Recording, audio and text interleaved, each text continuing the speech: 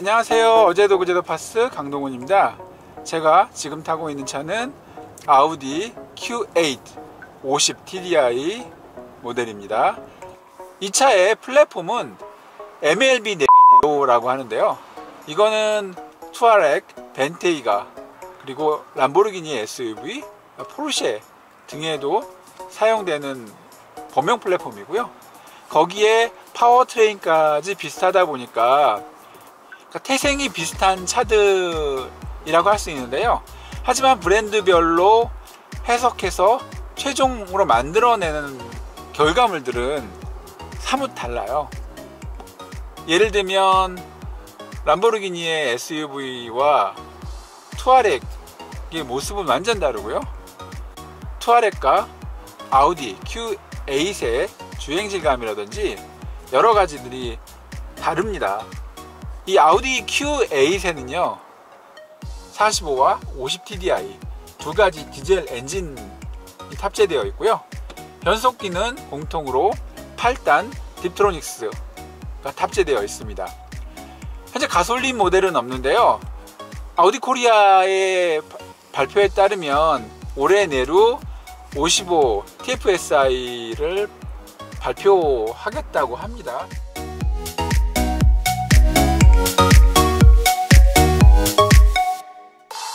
지금 타고 있는 차는 50 TDI입니다.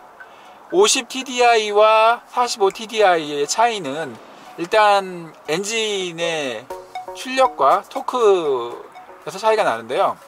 50 TDI는 최고 출력 280마력, 최대 토크 61.2kgm의 힘을 발휘하고, 이에 반해 45 TDI는 최고 출력은 약 50마력, 최대 토크는 약 10kgm 정도 났습니다.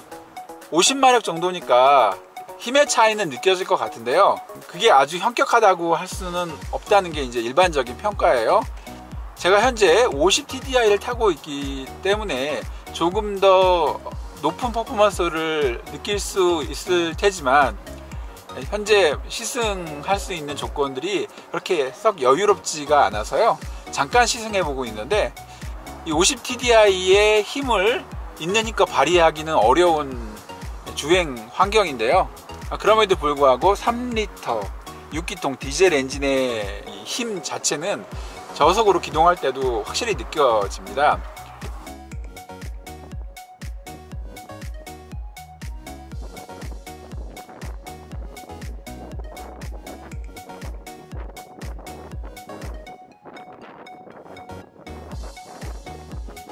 대형 SUV인데 창틀이 없습니다. 창틀이 없다는 얘기는 그만큼 소음 관리가 어렵다는 건데요. 그럼에도 불구하고 이 Q8에 앉아서 운전을 해보면 소음 관리가 꽤 잘 되는 걸 느낄 수가 있습니다. 물론 소음 자체의 크기를 보면 Q8보다 Q7이 훨씬 조용해요. Q7은 창틀도 있고 이중 접합 유리가 들어가 있습니다. 하지만 Q8은 이중 접합 유리가 안 들어가 있어요. 내부를 좀 보시면, 와, 요즘 아우디가 사용하고 있는 인터페이스예요. 운전석 클러스터는 8인치가 조금 넘고요.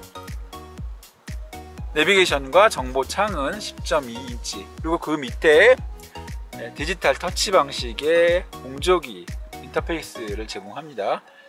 그리고 센터 터널은 이렇게 군더더기가 없이 평면으로 구성되어 있고요. 기어 노브, 납작하지만 부피감이 있어요. 좌석은 50 TDI에 한해 세미 스포츠 버킷 시트입니다. 이 브루스터 두께 좀 보세요. 머리바지와 등바지가 일체형으로 되어 있고요. 아우디의 스포츠 패키지인 S 로고가 새겨져 있네요. 스티어링 휠에도 S 로고가 새겨져 있고요.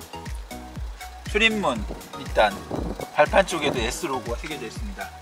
현재 RS 모델의 출시일은 정확히 발표되지 않았지만, 예전에 아우디 코리아가 얘기하기로는 올해 내에 국내에 도입한다고 합니다. 최근에 들은 소식에 의하면 현재 인증 절차를 밟고 있는데, 폭스바겐과 아우디는 국내에서 인증을 받을 때 시간이 좀 많이 걸려요. 늘 그렇듯이 예상보다는 조금 늦어질 것으로 보입니다. 내장재의 특징을 살펴보겠는데요. 우선 출입문에 보시면 도어 손잡이 주변은 이게 플라스틱인지 금속인지 구분이 잘 안 가는데요. 이거는 플라스틱 위에 금속 질감 페인팅을 한 것 같고요. 이 메인 대시의 상하를 가르는 이 트림은 이거는 알루미늄이에요. 확실히 느낌이 다르네요. 그리고 차가워요. 이 부분은 알칸타라입니다. 이 알칸타라는 45, 50 TDI 공이 동일하게 적용되어 있고요. 이 위쪽에 가죽이요. 이거는 50 TDI에만 마감이 되어 있고 45 TDI에는 우레탄이 적용되어 있습니다. 메인 대시 위쪽은 둘 다 가죽이에요. 스티어링 마감재도 다른데요. 손이 닿는 부위 이 부분에 타공되어 있는 가죽, 이거는 50 TDI에만 들어있고요. 45 TDI에는 동일한 가죽으로 처리가 되어 있습니다. 조금 전에 보셨던 기어 변속 레버에도 동일한 타공 가죽이 들어가 있어서 딱 쥐었을 때 느낌이 조금 다르고, 특히 손에 땀이 났을 때 이 파지감이 조금 더 좋잖아요. 50 TDI에 적용되어 있는 세미 스포츠 버킷 시트 같은 경우에는요, 여기에도 알칸타라가 일부 들어있어요. 그러니까 언뜻 보기에 알칸타라가 전혀 없는 것 같지만 안전벨트 이 클립이 있는 부분, 이 부분만 마찰에 잘 견디라고 저렴한 패브릭을 보통 넣는데요, 여기 알칸타라가 들어갔습니다. 운전석 계기판 클러스터의 UI 기존 A6에서 보여드렸던 것과 동일하고요.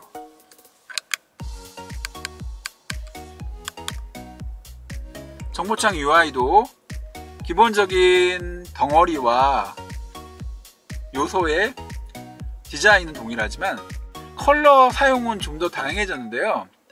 기존의 기본 흑백의 액센트 부분만 빨간색으로 강조했던 거에 비해서 지금 보시면 노란색, 초록색, 파란색 계열도 사용돼요. 아우디 Q8에는 에어 서스펜션이 기본 장착되어 있는데요, 이건 드라이브 셀렉트에서 모두 선택하는 상황에 따라 또 속도에 따라 상하 최대 9cm까지 자동으로 높낮이가 조절됩니다. 현재는 자동 모드입니다. 이 자동 모드일 때도 차량의 속도에 따라서 높낮이가 자동으로 조절되는데요, 시속 30km, 시속 70km, 시속 140km대 각각 차량의 높낮이가 조정됩니다. 아우디 같은 경우에는 차량 높낮이를 조정하는 방식이 다른 브랜드랑 달라요. 랜드로버 같은 경우에는 훅 이렇게 빨리 올라갔다 내려가잖아요.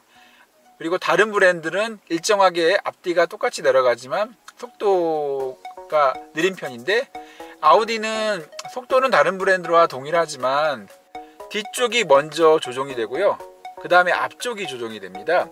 드라이브 셀렉트를 다이나믹으로 조정하면 지상고가 가장 낮아지잖아요.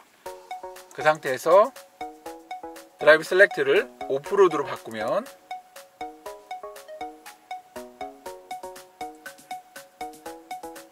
뒤쪽이 먼저 들렸고요, 그 다음에 앞쪽이 들렸습니다. 앞서 이 높낮이가 최고 9cm까지 차이가 난다고 말씀드렸어요. 이건 제가 지난해 아이슬란드의 오프로드 상황에서 타봤던 투아렉 V8 모델보다도 높낮이 조절 범위가 넓은 건데요, 하지만 이게 단순히 다이나믹 모드에서 오프로드를 선택했을 때 9cm가 한꺼번에 올라가는 게 아니라 차량 속도에 따라서 달라지기 때문에 정지해 있는 상태에서는 차이가 얼마 안 돼요. 20cm가 조금 넘게 차이가 나는 걸 알고 있고요, 속도가 더 높아지면 그 차이가 더 나거나 덜 나거나, 이런 복합적인 방법으로 차량의 지상고를 조정을 해줍니다. 그리고 구동계통 관련해서 또 하나 주목해야 될 부분이 사륜 조향 시스템이에요. 아우디의 사륜 조향 시스템은 이미 2016년 Q7 때부터 도입이 됐었고요, 이는 또한 폭스바겐 투알렉 V8 모델을 비롯한 그룹 내의 다른 브랜드에서도 사용되고 있는 시스템이에요. 이거에 관해서는 특별히 데이터가 나온 게 없는데요. 사륜주행 시스템을 사용하면 고속주행 시 선회할 때의 안정감은 물론이고, 가장 좋은 게 국내의 왕복 4차선 도로에서 전장이 5m가 넘는 차들을 급하게 유턴시킬 때 보면 한 번에 못 돌아가는 경우가 있어요. 하지만 사륜 조형 시스템이 들어가 있을 경우에 회전 반경이 1m에서 2m 가량 줄기 때문에 한 번에 돌 수 있는 능력이 생기는 거죠. 게다가 이 차에 그 기능이 들어가 있는지는 아직 확인을 못했습니다만, 투알렉 V8 모델 같은 경우에는 회전을 할 때 앞바퀴와 뒷바퀴가 반대로 도는 기능도 들어있어요. 그걸 이용하면 회전 반경은 훨씬 더 짧아지죠. 아우디 Q8 50 TDI 모델의 2열입니다. 꽤 넓어요. 역시 대형 SUV답고요. 2열 시트도 1열과 비슷한 퀄팅이 되어 있는데 스포츠 버킷 시트는 아니에요. 이 바닥 부분이 꽤 넓은 전통적인 SUV 시트라서 장거리 주행 시 조금 더 편한 승차감을 제공할 수 있을 것 같습니다. 팔걸이를 내리면 컵홀더가 차 크기에 비해서 조금 앙증맞네요. 폴딩이 되기 때문에 스키스루는 지원하지 않고요. B필러 양쪽에 에어벤트 하나씩 지원되고요. 등받이 포켓은 그물망이에요. 이 부분은 아주 고급스럽게 되어 있지는 않네요. 대신 굉장히 커요. 2열을 위한 에어벤트, 센터 터널 끝단에도 양쪽에 하나씩 지원되고요.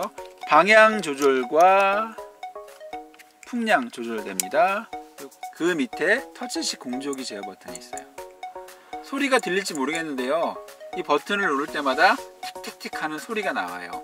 햅틱 기능이 들어가 있는 디스플레이고요. 여기는 소리만 나지만 앞쪽의 내비게이션과 그 밑에 공조기 디스플레이는 눌렀을 때 반발력이 올라오거든요. 역시 햅틱 반응이 지원됩니다.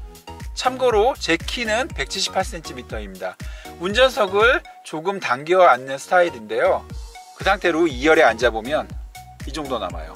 2열의 무릎 공간은 광활하네요. 만일 이 차가 뒤쪽 라인이 Q7처럼 각진 형태였다면 3열 구성도 가능했을 것 같고요. 그만큼 2열의 무릎 공간 충분한 거죠. 머리 공간은 Q7에 비해서는 작습니다. Q7이 이 주먹이 2개가 충분히 들어가요. 하지만 여기는 하나 들어가는 크기입니다. 에어 서스펜션이 달려있고 승차감 충분히 좋기 때문에 이 정도라도 바닥에서 충격이 올라오거나 과속 방지턱을 넘을 때도 머리가 천정에 닿아서 불편하다, 이런 느낌은 없을 것 같아요. 아우디 Q8의 적재함입니다. 2열은 적재함에서 전동식으로 제어할 수가 있어요. 적재함 조명도 예쁘게 탑재되어 있네요. 그물망은 위쪽에 되어 있고요. 후크들도 지원합니다. 내비게이션 목적지를 설정해 보겠습니다. 목적지 검색을 하려고 입력창에 들어가면 텍스트 입력을 위쪽 디스플레이에서 하는 게 아니라 아래쪽에 공조기 디스플레이에서 할 수 있습니다.